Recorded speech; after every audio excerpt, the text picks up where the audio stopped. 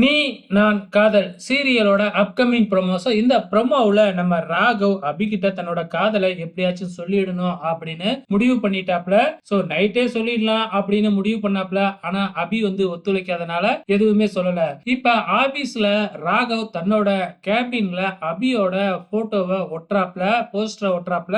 அதாவது இந்த கம்பெனில மாடலிங்கா ஒர்க் பண்ணாங்களா இல்லையா அபி ஒரு இதுல. ஸோ அந்த போட்டோவை தான் தன்னோட கேபின்ல ஒட்டிக்கிட்டு இருக்காங்க.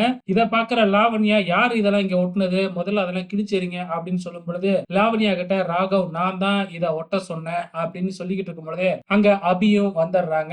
இந்த கம்பெனில எவ்வளவோ பேர் மாடலிங் பண்ணியிருந்தாலும் எனக்கு ரொம்பவுமே பிடிச்சது இந்த மாடலிங் தான், அதனால தான் நான் இதை ஒட்ட சொன்னேன் அப்படின்னு சொல்லி சமாளிச்சிடுறாரு. இதை பார்த்துட்டு லாவண்யா அங்க இருந்து வெறுப்பாகி போயிடுறாங்க. இதுக்கப்புறம் என்ன நடக்குது அப்படின்னு பாத்தீங்கன்னா நம்ம அபி அதை பார்த்துட்டு அது கூட போயிட்டு அந்த போட்டோ கூட போய் செல்ஃபிலாம் எடுத்துக்கிறாங்க. நம்ம ராகவ் மனசுக்குள்ளாரே வர்ற வெலண்டைன்ஸ் காதலர் தினத்துக்கு வந்து பாத்தீங்கன்னா ப்ரப்போஸ் பண்ண போறேன் அபி அப்படின்னு மனசுக்குள்ளாரே நினைச்சுக்கிட்டு இருக்கிறாப்ல. கண்டிப்பா அது நடக்காது. வெயிட் பண்ணி பாருங்க.